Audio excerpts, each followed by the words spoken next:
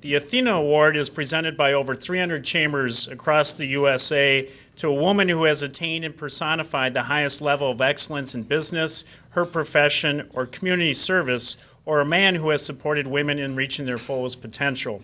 The Eden Prairie Chamber of Commerce presents their Athena Award at the October General Membership Luncheon each year, and this year is our 15th year of presenting this prestigious award.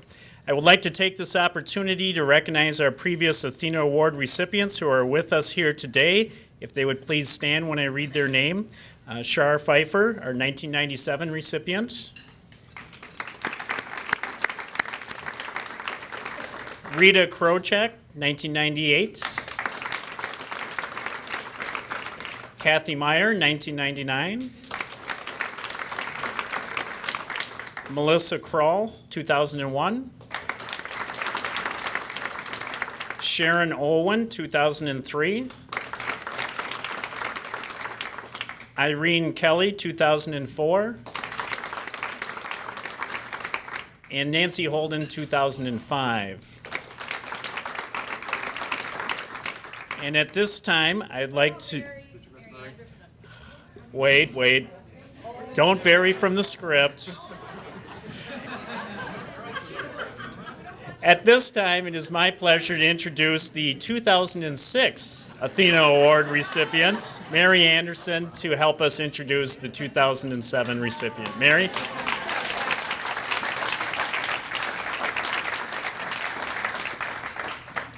It's nice that I have a fan club out there, worried that I wasn't going to get announced. I just want to say thank you for the nomination and being a recipient of last year's Athena Award. It's been a great year, not that I did anything special, but just to know all the gals that have been Athena Awards, it is, it's really been fun because I've known them for years from other committees and around Eden Prairie, so it's really fun. We have gotten together a few times, always trying to get together more, but as you can see, they're a group of gals who are very busy, and we do email, and our plan is to get together before the year is over. I was going to say, last year, looking out, it was gorgeous, it was sunny, and this year has been a little different this fall. The other good thing about being the Athena Award winner last year is I had my Christmas cards done by the end of November.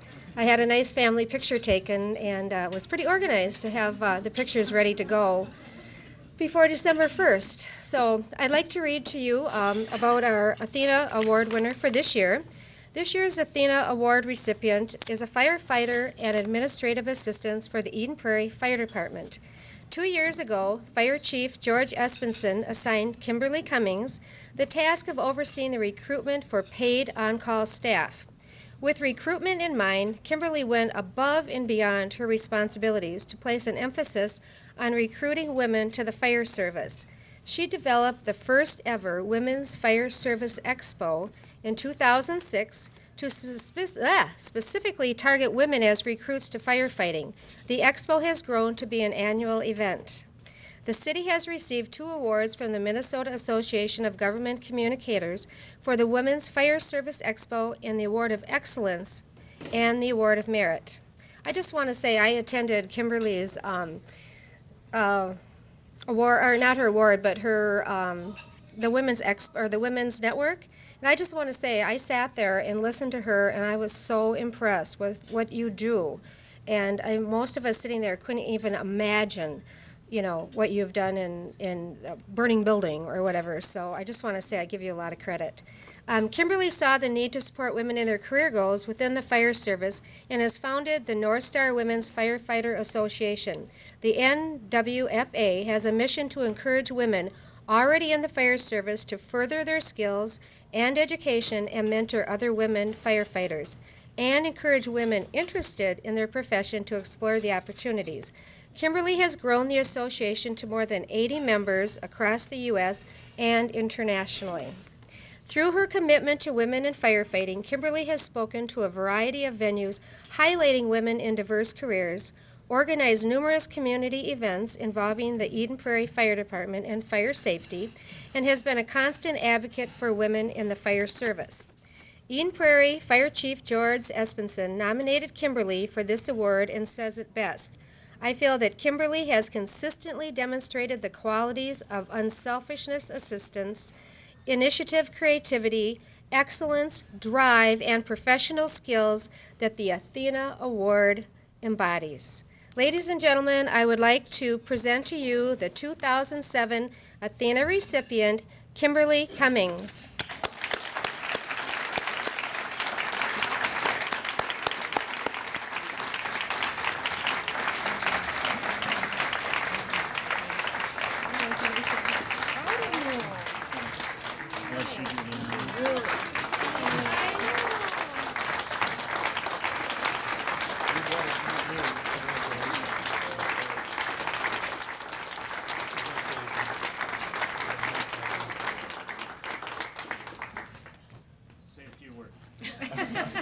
I just want to thank George for nominating me and everybody that's supported me through the last couple of years. It's been hard, but fun. It's doing what I love to do, so I hope to continue it for many years.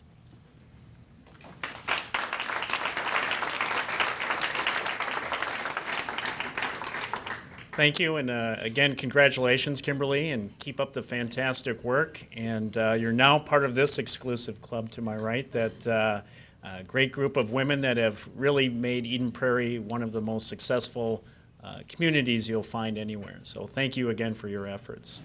And at this time, it's my pleasure to introduce our featured speaker. And Mary Pawlenty grew up in Edina, Minnesota, the youngest of 5 daughters, and graduated from Edina East High School, so we won't hold that against you. And we do have her bio in the program, and that's actually the abbreviated one. You have great credentials, great awards, and I'm not going to read it all because I know everybody would rather just hear from you directly. But I will say this, that First Lady Mary Pawlenty and Judge Mary Pawlenty recently joined the Gilbert Mediation Center, a dispute resolution company located right here in Eden Prairie. And I also know you have a big trip coming ahead, so we would love to hear more about that. So please join me in welcoming First Lady of Minnesota, Mary Pawlenty. I promise it won't take too long. Just a couple of quick thoughts that I wanted to share with you today.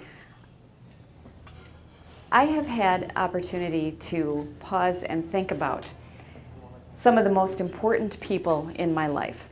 If you fast forwarded to what you presume will be the end of your life, and let's pretend for all of us we're going to be about 100 years old, and there you are with full consciousness on your deathbed, and you had to think back, and you had to really net out the 3 most important people in your life. And of course, there have been lots of important people, people from your childhood, people from your career, throughout the course of your life. But if you had to think about the 3 most important people, who would you identify in your mind as having had the greatest impact on your life and why?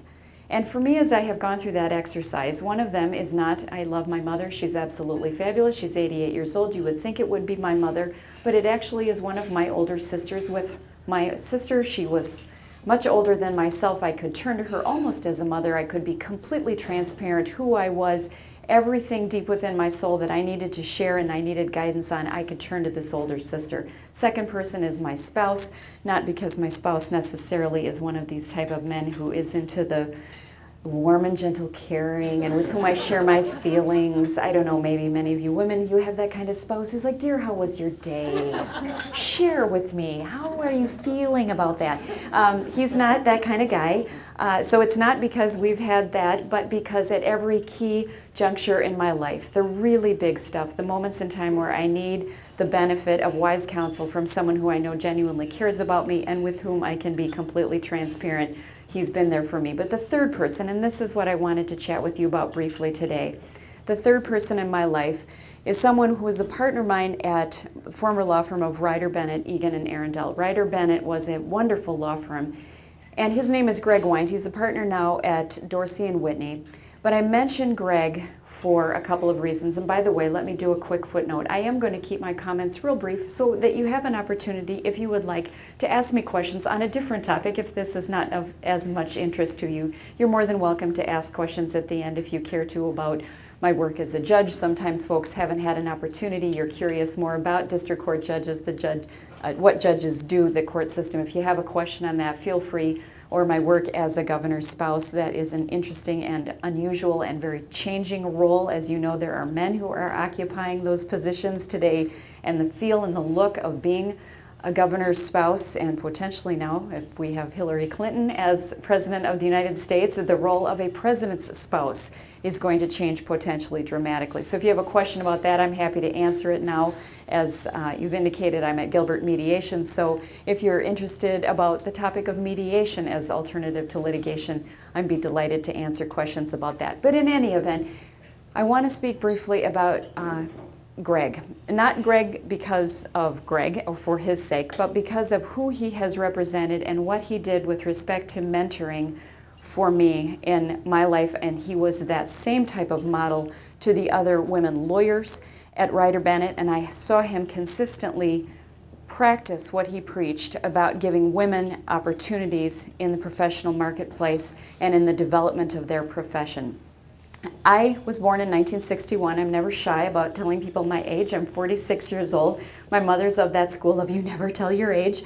I'm always sort of bewildered. I'm proud when I have another birthday. I think, here we go, another year and another opportunity, and I feel lucky in my lifetime. Although I was born in 1961, I was born during that somewhat unusual period of time where I think that my growing up years were filled with mixed messages.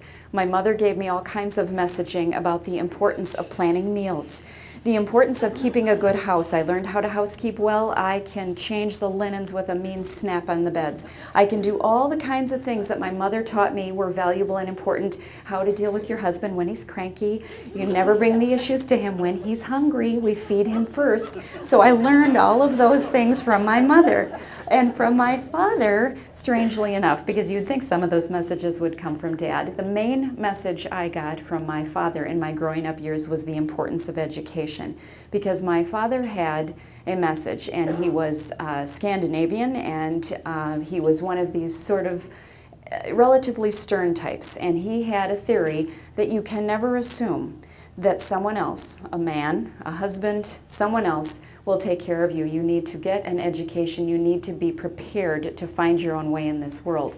And so I grew up with a lot of those mixed messages, which meant during the course of my growing up years, I had some mixed responses to some of my measures of success. I would do well in school, but how was this really going to translate into the marketplace? I became a lawyer, but how was that really going to feel as I began to practice? I have many memories of my early practice in going into a deposition, particularly I was a litigator.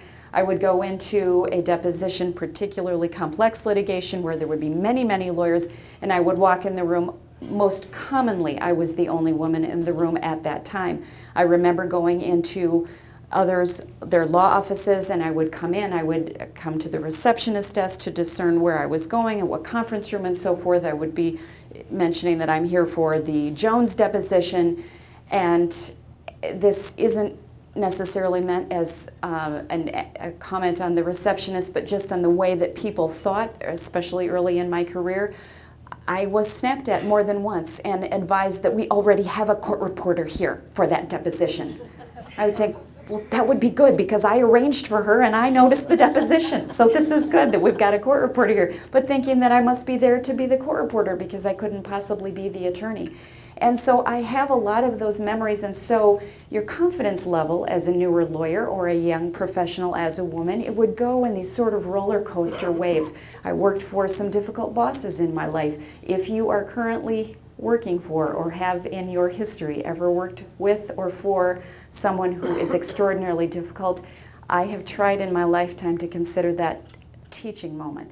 A teaching moment for myself so that you could try to separate yourself, and as you are the recipient of that difficult boss, you do note to self, if I ever become a boss, I will not. And then you fill in the things that this person is doing that are so difficult for you. So by the time I got to Ryder Bennett, I was this mixed bag, and along comes Greg, the point of my story. And Greg was a remarkable individual. Greg did the kinds of things, and of course you would presume that he would do these for young male associates as well, but it was particularly helpful for young women associates. Number one, he was affirming. Affirming in helpful and specific and thoughtful ways. I have very clear memories of all of the notations when Greg would write "good job," and that's all it took, or "excellent work," or good plan or thank you, and it would be written on there in affirming ways. When I would make mistakes, and of course I did, we all do, when I would make mistakes, he wouldn't shoot off a quick voicemail message. We didn't email at that time. He wouldn't send back terse notes. He would come into my office first telling me 2 or 3 things that I had done well, and then a way that was not demeaning but very appropriate would explain why what I had done perhaps was not the best way to do it. I may do it this way or an alternative way in the future. And as I would begin my profuse apologies, he would say, no, it's all right, that's done. Just next time, do it like this. No worries, and we would move on. So the way he would teach would be appropriate and would be sensitive to the fact that I, of course, was already wanting so badly to do it well and to please, but he would do it in a way that was helpful. Greg also was someone who at Ryder Bennett was, I think, on the cutting edge with respect to professional women dealing with that balance of family. Balance is a strange word. That's a whole separate talk. I won't even get into that. But we know that still, I mean, here it is 2007, women tend to do a disproportionate amount of the child care, which means when you want to remain in the marketplace, you need to have an employer who respects that, who understands it, and can help you succeed in all ways possible. Part-time partners were a new thing at that time. Greg supported that completely. He made it very clear that he was open to it. As it turns out, at that point I was and became a full-time partner, but knowing that that was an option was extremely important, and it was something that some of the other women had taken advantage of. Greg was also someone who, when we would go out in public and speak, if you can imagine, there was a time in my life that I didn't necessarily like speaking in public. You can see speaking is not a challenge for me. I kind of get the gift of gab. I will watch my time, and I'm drawing to a close. But I would speak to groups of clients. I would go out with Greg, and instead of Greg making me feel or have the audience believe that I was just the person who was coming along behind Greg trying to watch and mind the details while Greg was the shining star, Greg would turn it around. Greg would say, this person is valuable, this person is important, here's what she knows, and here's how she can be helpful to you. So that by the time I was able to present to these clients, I felt affirmed. I felt that he had affirmed me potentially to these individuals in the room, and I could take some measure of pride in what I was doing because I knew that I had this kind of strong and open support from Greg.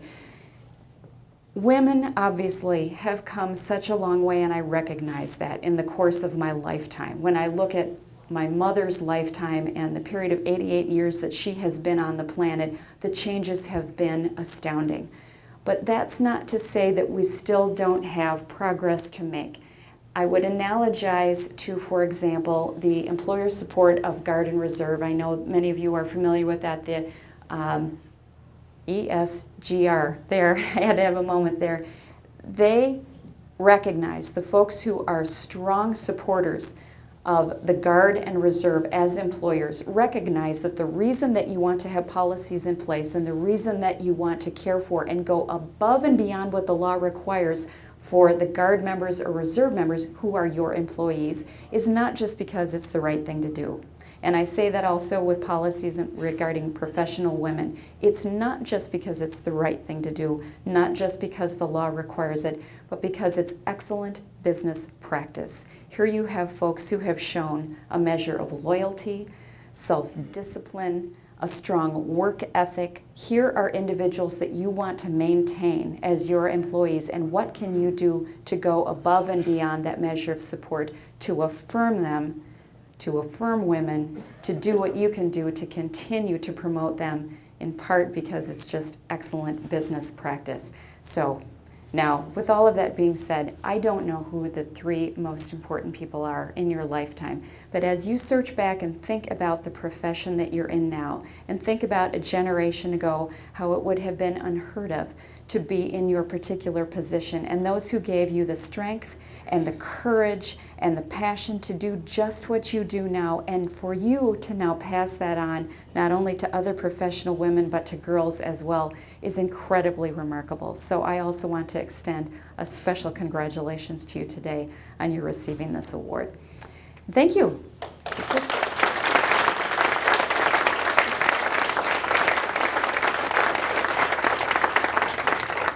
But if anyone had any questions, I know you're all going, yeah, but we have what's called jobs. We like to go to jobs. Yes? Mary, do you ever worry that the quality of Tim's judicial appointments might hurt your arbitration business?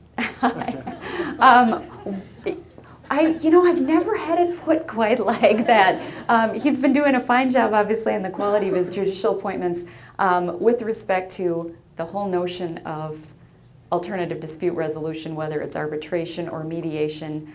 Obviously, the private bar, lawyers who do civil litigation recognize that they have it better when they choose to resolve their disputes on their own terms outside the court system. It is obviously quicker. It tends to be less expensive for their clients, and they tend to find that their result is the one closer to what they would like, and obviously the mystery is taken out of it. A lot of the stress is taken out of it too, in not having to litigate. Who loves to litigate? Who says, "Oh, I love that laying awake at night. I love worrying and sweating over a pending lawsuit." Nobody likes that. So I don't think that the greatest judges on the planet, I think, wouldn't change that. I don't think it's so much moving away from particular judges as it is just generally moving away from the notion of seeing a lawsuit through to its logical conclusion isn't always the best solution in a pending civil case. So I think that was a backhanded compliment on my husband's judicial appointment. So for that, thank you. Okay, question. So how do you deal with a cranky husband?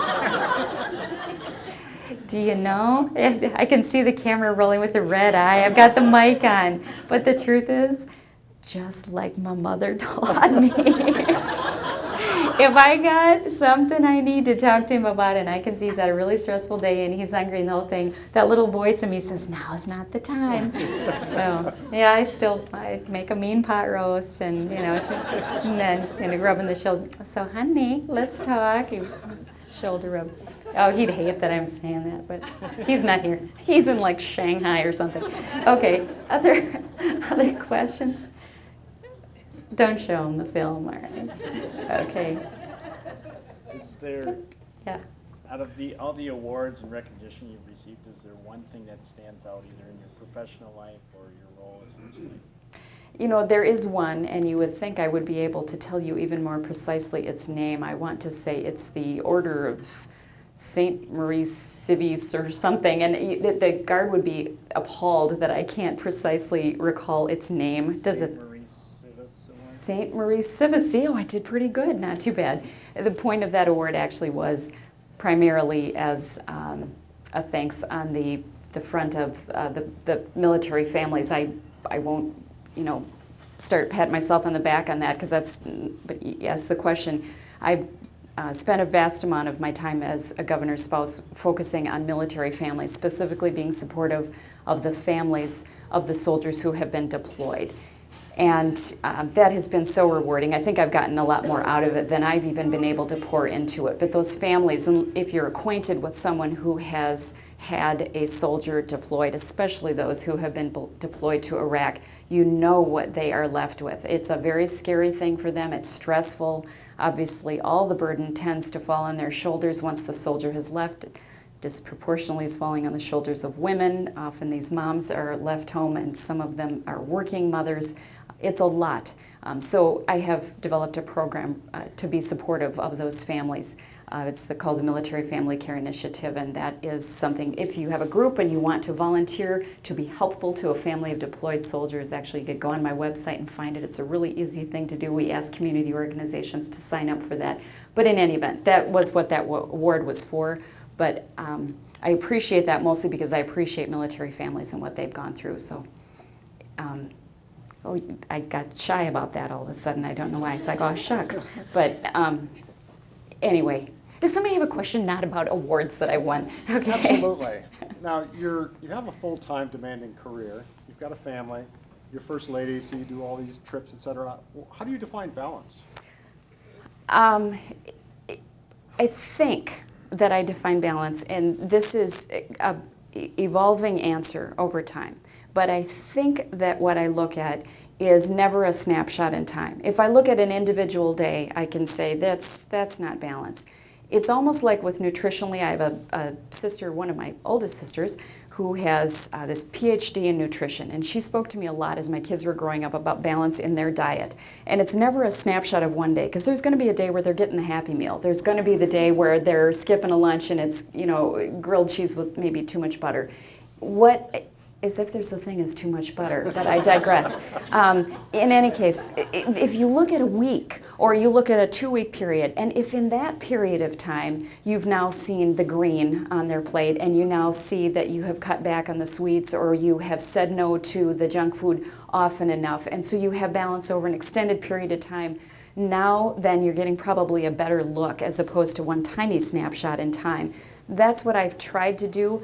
If you look at, for example, now I'm going to be out of town for a week, if I take one of those days in a snapshot, obviously I'm getting a 0 when it comes to my personal relationship with my kids one-on-one. Grandma's in charge. Can you believe I'm leaving my 88-year-old mother with my children?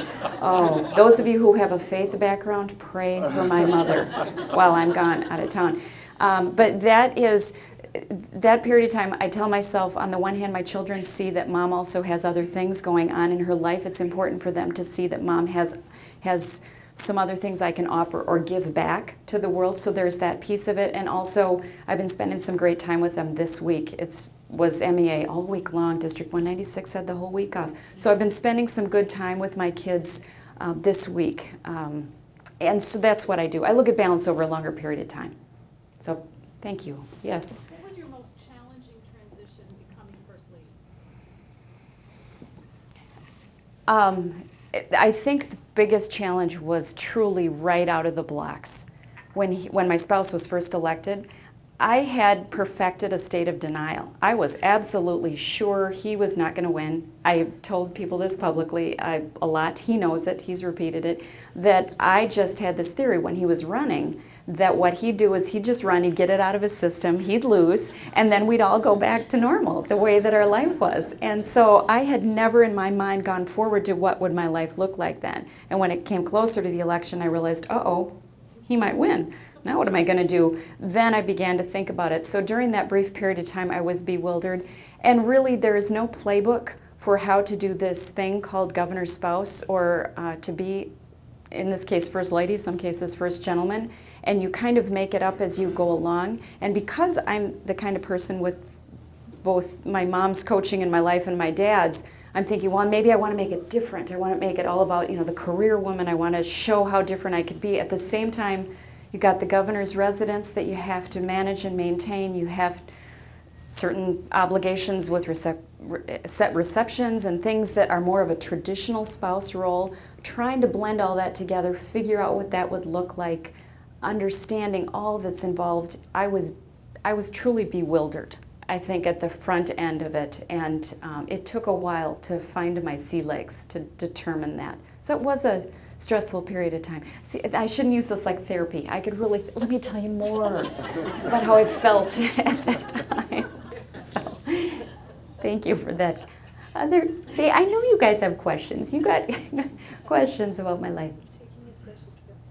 Am I taking a special trip? You're wondering what I'm referring to? Is that my spouse is leading a trade mission to India, actually, and he flew first through China. Best Buy is opening its first store, I believe, in China. I'm learning this as you all do from, on the web. And I was like, what is he doing there again? Anyway, then he is going to meet me in New Delhi, and then together we're leading a trade mission to 3 different cities, New Delhi and Bangalore and Mumbai, which is Bombay. And it's about 8 days, including the travel. So should be a great trip economically for Minnesota. It's obviously just, India has a great market opportunities, unbelievable market opportunities, and trying to showcase Minnesota to India just has wonderful potential. He's focusing, of course, mostly on the trade and the economic. I'm doing a bit more of the humanitarian, so I will be visiting an orphanage from which Indian children have been adopted and delivering a heart valve to a hospital that has close Minnesota connections. Well, You don't want to know my whole itinerary in India, but it's really, it's great, showcasing some of the best that Minnesota has to offer with respect to our humanitarian connections. And I think it just really promises to be a really helpful, I hope, a very helpful time for Minnesota to show us to the rest of the world. Yeah. It's a very unfair question in the sense that you've got a public setting and the camera is going. Oh, yes. Okay, well, I'll try to remain calm during this and keep my... Breathing is good. Yes, go ahead. With all of your successes and the things that are on your plate right now, there have got to be things that you really like doing, as opposed to really not like doing. What do you like best about your life? Not just your public life, but your life. And I'm not going to ask you the other part of that, what do you like least about your life, but what are the challenges that you find on the other side of the coin? Oh, that's not an unfair question. And it's not a completely uncommon question. If I had sort of the perfect day to myself, and mommies get this, I actually would probably find time to be by myself. That getting away and being away, not that I don't adore my husband, I adore my children, but finding that time to be by myself would be great. I have fallen in love or re-fallen in love with northern Minnesota, in particular way northern Minnesota up by Lake Vermilion. I just feel like I could sit on the shores up on the bluff part of Lake Vermilion for the rest of my natural life, and I would be a really happy person. So I love that, and I love to fish, and I know most women, I don't know, I'm trying to get women anglers, because there's just so many great things about fishing. You go out there and you're thinking about the fish and you're not thinking about other stuff. So I love to do that kind of thing when I can. There are great things, obviously, about being a governor's spouse. There are some great opportunities, and those I will hold close. And when this chapter of my life turns into another, I will just feel lucky that I've had these opportunities. The downside is the fishbowl part of it and trying to live it in a public eye. I have two children, one is 14 and one is 11. They're both girls. They quarrel. There's a shock. Children quarreling, but they quarrel. And then here we are in, for example, troopers' vehicles, and they bear witness to every moment of your life. And so here you're trying to parent, and I had to quickly get over the notion of trying to hold it in check. And so I'm giving my kids the what for and telling them how to behave, and somebody watches all of that. It's odd. It's just, think of somebody watching every moment, or conversations you're trying to have a somewhat private conversation with your spouse, and you got a guy in the front seat driving along listening to everything you say. And the guys are great. I mean, executive protection troopers are fabulous. Hopefully they're not going and telling tales. Whereas Pat, I love you, Pat. How are you, my friend? I just really hope they don't tell tales when it's all over. But that part of it is odd, and that's not an easy thing. I caution people, if they're going into public service, being in the public eye is an unusual place to live your life, especially when you have kids. So there you go. See, I can handle the, was that a tough one? Oh, that's not the toughest one you got. Yeah, go ahead. You've recently had a change professionally, and you just talked about the next chapter. What do you see being Mary Pawlenty's next chapter?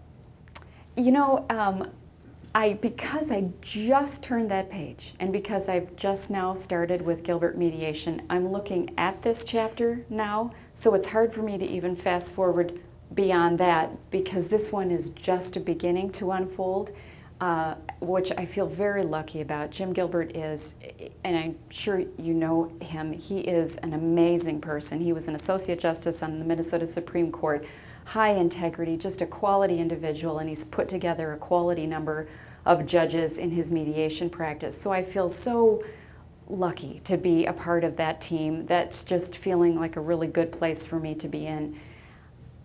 I don't and can't look down the trail, and some people do the, what's your 5-year plan? I can't do that, in part because of how my life has been sort of unusual because of my spouse's existence. If I'd ever done a 5-year plan along the way, I don't think I would have ever predicted correctly what that next 5 years would be. So I'm uncertain as to what that would look like. But what I have learned to do is to have kind of this open hands view of things. What the next chapter brings, then I have open hands and I just sort of go through that next one. I can't, there's so much of it that's outside of my control that I can't stress about that which I cannot control. So we'll see. It's a complete non-answer to that question, I think. But it's I don't know, is I think the shorter answer to that question. Anything else? Well, thank you. I appreciate your time today.